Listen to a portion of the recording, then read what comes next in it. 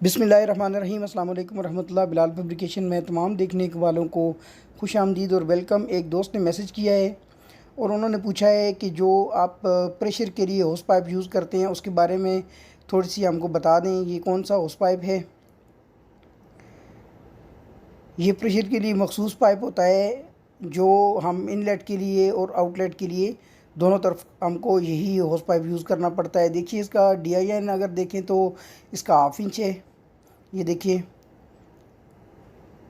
और अगर प्रेशर की बात की जाए तो इसका जो प्रेशर है वो 415 बार है और PSI के हिसाब से 8000, 6000 और 18 इसकी PSI है। ठीक है, तो PSI को हमने बार में कैसे कन्वर्ट करना है उसकी ऑलरेडी मेरे चैनल के ऊपर वीडियो है, आप जा कर के देख सकती हैं।